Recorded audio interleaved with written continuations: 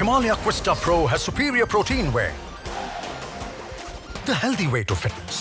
इस बार वो गांव-गांव गली-गली गए, तो इसका मतलब उन्हें कुछ ना कुछ तो चुनौती लग रही होगी। समाजवादी पार्टी खास तौर से यादव मतदाता थे, उनका वोट परसेंट कम होना, लेकिन वो नहीं रोक पाई। वोट परसेंट उनका उतना ही रहा, 80, 82, 84, 86, 92 तक। एक सैजानपुर ग्राम पंचायत है, उसमें 92% वोट पड़ा है। इसीलिए जैसे अभी मेरे एक साथी कह रहे थे कि दलित वोट बैंक में बंटवारा हुआ है, सही बात है।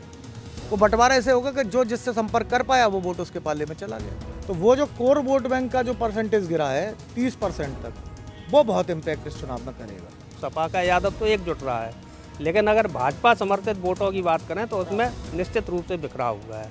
और जहाँ तक बसपा का प्रत्याशी नहीं था, तो जो उनका वोट बैंक है 1-20 के लगभग, उसमें अच्छा बंटवारा हुआ दोनों ही तरफ, भाजपा को भी मिला है और सपा को भी मिला है। क्योंकि बीएसपी का प्रत्याशी मैदान में नहीं है, इसलिए जो बीएसपी का दलित वोट बैंक है वो दलित वोट बैंक कुछ नया गोल खिला सकता है। जनता के बीच दोनों ही दल गए, पहले विकास पे चुनाव लड़ा गया, फिर लास्ट में वो जातियों में बंट गया चुनाव।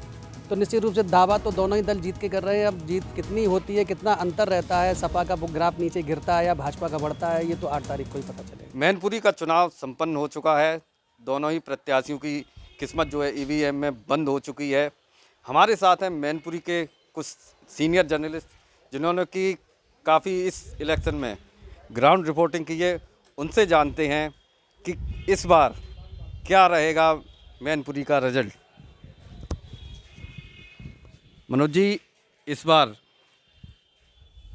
शिवपाल यादव ने और रामगोपाल यादव ने दावा किया कि ये पिछला रिकॉर्ड जो है डिम्पल यादव तोड़ेंगी, क्या लगता है? देखिए, जहाँ तक दावे का सवाल है तो दोनों ही दल जीत के दावे कर रहे हैं और इस बार इसमें कोई डाउट नहीं है कि चुनाव बहुत कांटे का हुआ।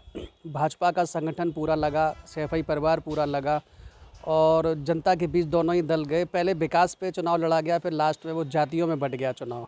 तो निश्चित रूप से दावा तो दोनों ही दल जीत के कर रहे हैं। अब जीत कितनी होती है, कितना अंतर रहता है, सपा का वो ग्राफ नीचे गिरता है या भाजपा का बढ़ता है, ये तो 8 तारीख को ही पता चलेगा। जो दावा किया है शिवपाल ने और रामगोपाल जी ने, ये कहाँ तक देखते हैं? क्योंकि देखने में आया कि भाजपा की तरफ से भी मेहनत जी तोड़ की गई इस बार।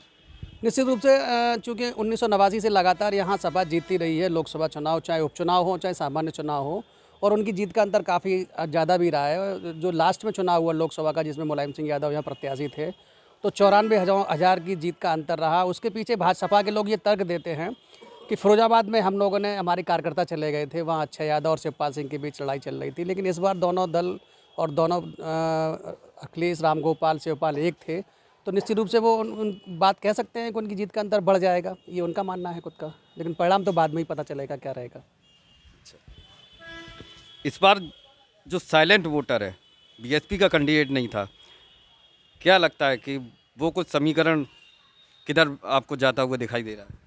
जैसा कि चुनाव शुरू होने से पहले ही इस बात के कयास लगाए जा रहे थे कि चूँकि बीएसपी का प्रत्याशी मैदान में नहीं है, इसलिए जो बीएसपी का दलित वोट बैंक है वो दलित वोट बैंक कुछ नया गोल खिला सकता है। वो जिस तरफ एक मुश्त चला जाएगा उसका पल्ला भारी हो जाएगा। लेकिन इस बार चुनाव में ऐसा कुछ देखने को मिला नहीं कि सारा दलित वोट एकजुट होकर किसी एक पार्टी के पक्ष में चला गया हो। चूँकि यहाँ राजनीतिक दलों ने, दोनों ही राजनीतिक दलों ने पूरी ताकत के साथ चुनाव लड़ा। सारे लोग डोर टू डोर कैंपेन में व्यस्त रहे, बड़ी सभाओं पर लोगों का फोकस कम रहा, मैन टू मैन कॉन्टैक्ट रहा। तो उस मैन टू मैन कॉन्टैक्ट की वजह से ये जो वोट बैंक था वो 2 हिस्सों में बट गया। अब वो भाजपा की तरफ भी गया और उसमें से वोट सपा की तरफ भी गया। अब कितने परसेंट किधर गया, ये तो जब आंकड़े सामने आएंगे उसके बाद ही पता चल पाएगा। तो ये वोट बैंक जो है जो बटा दोनों तरफ गया इस बार। दोनों तरफ गया है। दोनों ही पार्टियों ने काफ़ी घेराबंदी की थी और ये देखने में विकास और ये तमाम चीज़ें पीछे छूट गई। मुद्दा जो केवल जात पे चला गया, केवल जात को देख के ही कैंडिडेट भी तय हुए, उसी हिसाब से ये इलेक्शन किस तरीके से देखते हैं इसको? मुझे तो ऐसा लगता है कि मैनपुरी का चुनाव हर बार जात पे ही आधारित रहा है। चाहे समाजवादी पार्टी हो, वो यादव और मुस्लिम दो उनके कोर वोट बैंक हैं, और भाजपा जो है सवर्णों पे ज़्यादा निर्भर रहती है। लेकिन इस चुनाव में मुझे लगता है कि ये जातवाद पूरी तरह एक तरफ हावी नहीं रहा। अगर हम सपा की बात करेंगे तो सपा का यादव तो एकजुट रहा है, लेकिन अगर भाजपा समर्थित वोटों की बात करें तो उसमें निश्चित रूप से बिखरा हुआ है। और जहाँ तक बसपा का प्रत्याशी नहीं था तो जो उनका वोट बैंक है 1-20 के लगभग, उसमें अच्छा बंटवारा हुआ दोनों ही तरफ, भाजपा को भी मिला है और सपा को भी मिला है। आप क्षत्रिय समाज से आते, हालांकि इस चुनाव में उसकी चर्चा कम हुई, लेकिन तादाद में बताते कि शायद तीसरे नंबर पे आता है वो। उसके बारे में क्या कहेंगे, किधर जाता हुआ दिखाई पड़ा है? बिल्कुल सही बात है। क्षत्रिय समाज संसदीय क्षेत्र में नंबर 3 पे है। लगभग 2 लाख क्षत्रिय समाज का मतदाता है मैनपुरी संसदीय क्षेत्र में। लेकिन कुछ भाजपा के नेताओं की वजह से, कुछ जिला संगठन की वजह से इस बार क्षत्रिय निष्क्रिय रहा है। क्षत्रिय जिस तरह से विधानसभा चुनाव में हर पोलिंग बूथ पे बड़े दमदारी के साथ खड़ा नजर आ रहा था और चुनाव प्रचार के दौरान पूरी दमदारी के साथ चुनाव प्रचार करता नजर आ रहा था, लेकिन मुझे लगता है कि इस बार अपने नेताओं की और अपने संगठन के पदाधिकारियों की जो नाराज़गी थी कहीं ना कहीं, इसकी वजह से क्षत्रिय बिल्कुल निष्क्रिय हो गया। उन्होंने अपना मत तो डाला, अपना वोट तो भाजपा को दिया, लेकिन उन्होंने कोई प्रयास नहीं किया कि और लोग भी भाजपा को वोट डालें या वोट निकालने का प्रयास नहीं किया। तो इसलिए मुझे लगता है कि इसको भाजपा को बड़ा नुकसान क्षत्रिय समाज से हुआ है। तो इसका सीधा फायदा जो है समाजवादी पार्टी को बिल्कुल फ़ायदा होते दिख रहा है। चलिए, और भी कुछ लोग हैं हमारे साथ में। दिलीप जी, ये जो इलेक्शन रहा, जो कम परसेंटेज है, वो किसका खेल बिगाड़ सकता है? किस बात की? देखिए, मतदान प्रतिशत की अगर बात करें आप, तो 2019 के इलेक्शन में भी केवल 3% मतदान ज़्यादा था। 54 से कुछ ऊपर इस बार हुआ है, वो 57 था पिछली बार। और अगर वोटों के नंबर्स की बात करें, टोटल वोट जो पड़ा है, तो जितना उतना पिछली बार था उतना ही है। यानी जो प्लस वोट था वो यहाँ पे कहीं रिफ्लेक्ट नहीं कर रहा है जो टोटल मतदान है। अब ये जो प्रतिशत गिरा है मतदान का, इसमें सबसे बड़ा जो फैक्टर है वो ये है कि किस पार्टी के किस कोर इलाके में कितना फीसद वोट गिरा।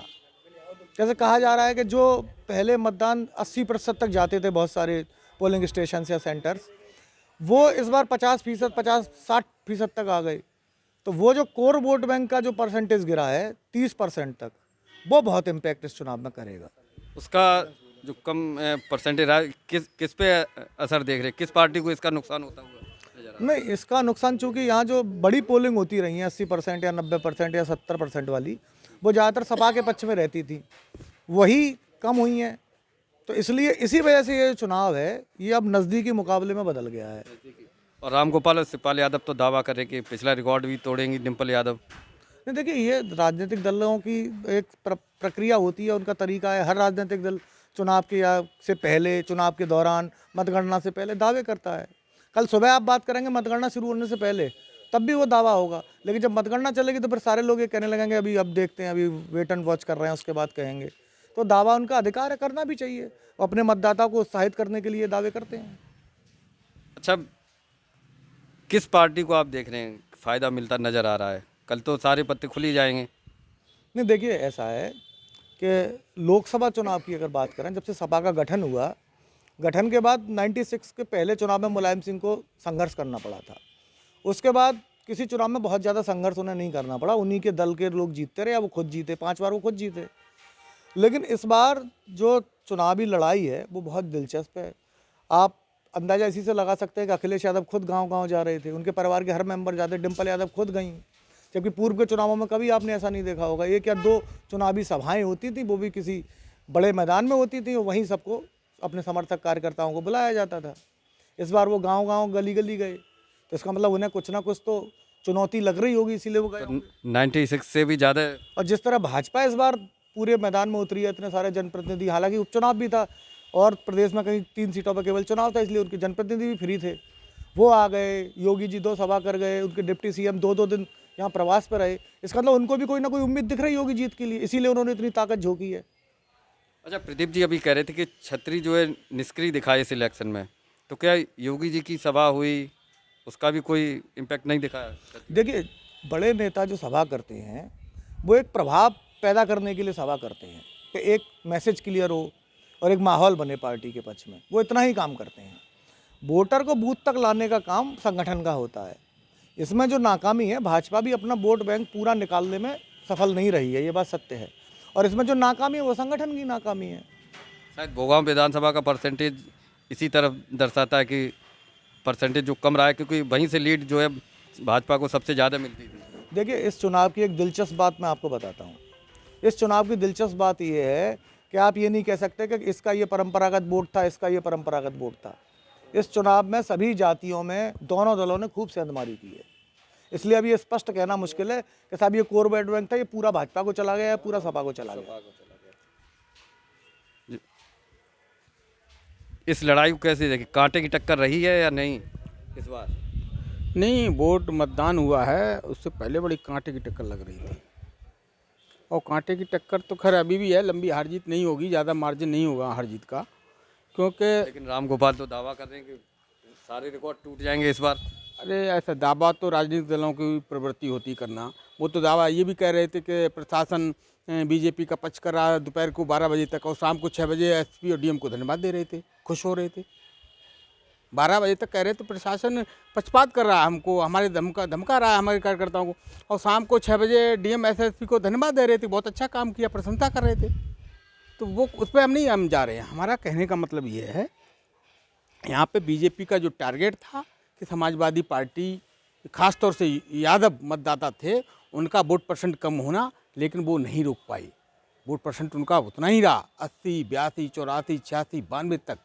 एक सैजानपुर ग्राम पंचायत है, उसमें 92% वोट पड़ा है, यादव बाहुल्य पूरी। वोट परसेंट उनका कम नहीं, ये रोक नहीं पाए, वोट उनका पूरा पड़ा।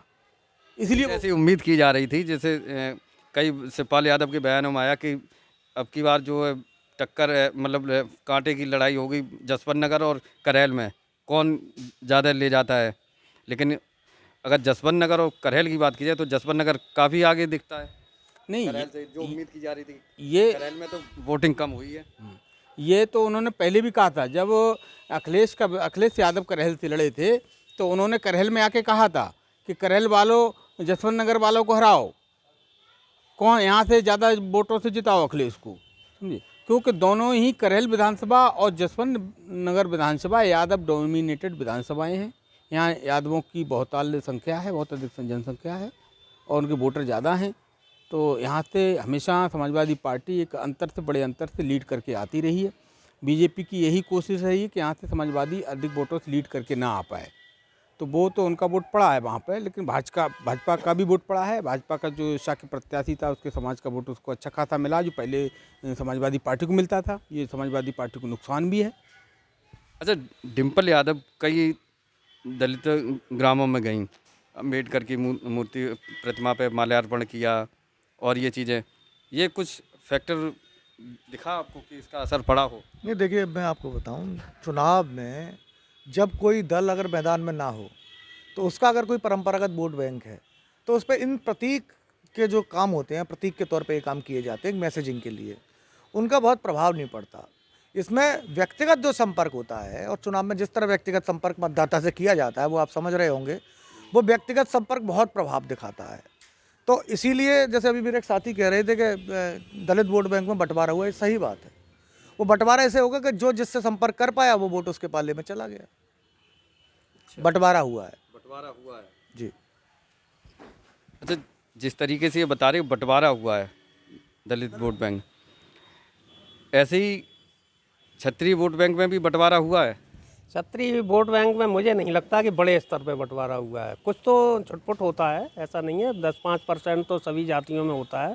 ब्राह्मण में भी हुआ है, क्षत्रिय में भी हुआ है, वैश्य में भी हुआ है, और यादव में थोड़ा कम हुआ है। इन जातियों में कुछ ज़्यादा हुआ है, यादव में कम हुआ है, क्योंकि यादव तो पूरी तरह लामबंद दिखा है सपा की तरफ।